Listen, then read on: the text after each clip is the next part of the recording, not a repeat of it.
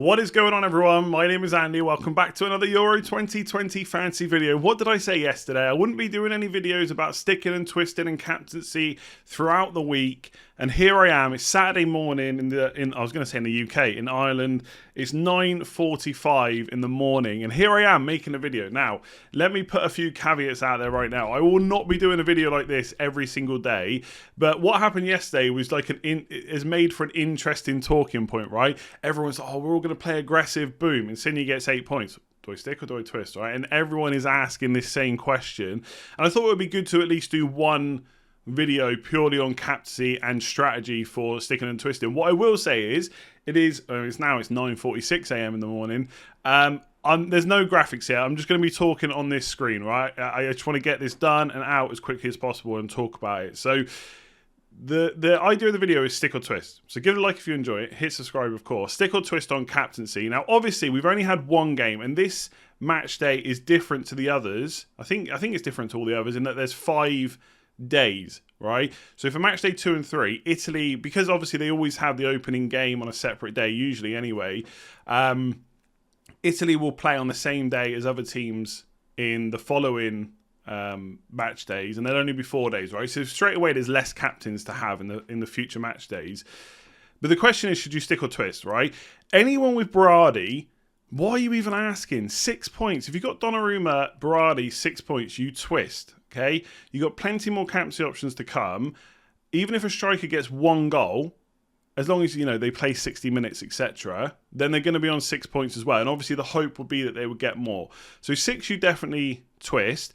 My thinking going into this first day was if I get 7 or less, then I twist, and if I get 9 or more, then I'd probably stick. Well, annoyingly, Insigne's gone and got 8 points. There's a few things to consider when you're thinking about whether to stick or twist. And I'm not going to confirm whether I am or not. I haven't quite decided. I will say right now, I'm on the side of probably twisting. And I'll explain why in a sec.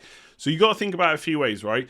1, how many captains do you have left? And not just how many, but who do you have left, right? That's really important. Just because you've got, I don't know, like let's say it comes, I mean, this is a bit of an exaggeration because everyone's got the pie, but let's say you get to the day that England are playing and your best captain that day is Mason Mount. I wouldn't really call him a great captaincy option, right? So for me, I have Lukaku today, then Depay, then Torres, then Cristiano Ronaldo. So 4 pretty good captains, especially the 3 strikers, okay? So you got to think about how many left and who they are. And obviously, how many captains you got left determines how many points you stick with. So with Insigne on day 1, you might choose to twist because you've got all those captaincies left, right? But on day 3, you might choose to stick with 8 points because then your chances of getting a higher score are running out because you've got less captains to choose from. The other thing to take into account is, especially if you're an FPL player, there's no bonus points in this at all. So a midfielder getting an extra point for a goal and the extra point for a clean sheet, right? Insigne only had to return once to get 8 points. A striker like Lukaku, Depay, Ronaldo, etc., Kane, whoever, Lewandowski, they've got to get 2 returns to get above 8 points. They have to score either a goal and assist, will get them 9 like Immobile did last night, or 2 goals will get them to 10 points. So even if they got 2 goals, you're only gaining 2 points over having Insigne captain. So these are the small margins that we're talking about. On the flip side, if they only get 1 goal, you've only lost 2 points. So that's where you have to decide if the gamble is worth it. And this is a gambling game, right? For some people, this is the worst part of like Euro fantasy, and I think the Champions League format is the same because you have these decisions to make every single day. But I kind of think for day 1 it's probably worth it. The question is, when do you start sticking? So if Lukaku today gets 1 goal, do you twist again? You probably do because you try and hit higher than 6. But once you start getting to Torres, like if Torres got 6 or 7 points, maybe you stick them because you've only got Ronaldo left or whoever it might be. But obviously it's just whether or not you want to gamble. Like, this is the way I'm thinking about it. Right, and this is who I've got left. And I know it's quite template, so a lot of you have it, right? A Lukaku, Depay and Ronaldo are not going to score at least 1 goal between them. And at that point, they've got 6 points, and then I can choose to stick or twist. If Lukaku got 9 today or more, I would probably stick because that's 2 returns, basically. And then you're gambling on Like, if he gets a goal and assist, that's 9. Then you're gambling on Depay or Ronaldo, etc., getting 2 goals just to outscore him by 1 point, or obviously getting 3 returns, which is really difficult. The other thing for me, again, with players left, are Lukaku, Depay, and Ronaldo. As long as Hazard's not starting, Eden Hazard, of course, then Lukaku should be on penalties. So you've got 3 penalty-taking forwards who all play for good teams with good fixtures that could all get points. So it all comes down to how much you want to gamble. One of my, I don't know, it's like a non-logical thought is, this is not FPL. I don't care as much, right? And it doesn't mean that I just don't care about the game. I'm just doing the content for the sake of it. I like playing the game, but my rank's not going to be saved or anything like that. Every time I play FPL, if I have a bad rank, that's saved. Everyone can go and look at it every single year, right? Obviously, last season, like, is it not the one we've just had, the one before, I got 166k. So I had to constantly answer questions about why I did so badly. And then this year, I've got a 1,294, which is decent, which I'm really happy about. With this game, it doesn't matter.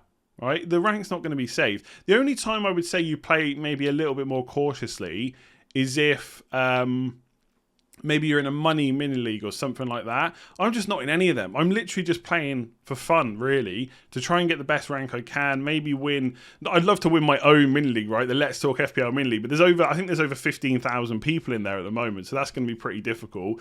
But that is erring me on the side of sticking. But basically, I think as you get through, your expectations have to get lower. So on day 1, maybe you twist on 8 points. On day 2 or 3, you probably don't. Because if, I don't know, let's say you get to day 4, I'm talking about match day 1, but obviously this applies for any match day, right? You can just go and look at the players and the teams that are playing. Let's say Torres, like I said earlier, gets 8 points on day 4. There's no way I twist from that, because Ronaldo would have to get 2 goals to beat it, or a golden assist. And can he do that? Of course he can. The guy could get a hat-trick possibly, but that's a big gamble. But doing it on the first day is a lot less risky. For those of you that have got a Immobile and Spinazzola, love, by the way, how good were Italy last night. I probably should have talked about that at the start. 9 points is much more difficult. I would probably stick, because I feel like you're gambling on 1 point, because you've got to be realistic about what players can get. Of course, Depay, Lukaku, Kane, Ronaldo, Lewandowski, etc. They could get 3 returns, right? But it's probably unlikely. The odds would say that's probably not going to be very likely to happen. So if you've got 9 points, I'd probably stick. Insigne is just a really difficult one. What's the chances of having a player like this that a lot of us have got that confuse us all after one day? But keep in mind the bonus point situation, right? That is huge. In FPL, the bonus system is massive, because potentially, it doesn't happen very often, but a player could get like 2 attacking returns and no bonus points. And it's very unlikely, I know, but it could happen, right? If it's a high-scoring game. So, I don't know. Let's say Kane gets a goal and assist in FPL. That's 9 points if he gets no bonus. And let's say if there was twist and sticking, then you've got Salah against like West Brom at home or something like that. Then if he gets 2 returns, not only can he get an extra point for the clean sheet, an extra point for the goal, he may also get 3 bonus points. And then suddenly the difference is huge. For what it's worth, in FPL, if I got like a 7 or an 8 for a captaincy score, I'd probably be quite happy about it. Yes, someone in the same game week might hit a bigger score, but I know over 38 weeks, I'll probably get that to at least even out, or maybe I'll score better than someone else.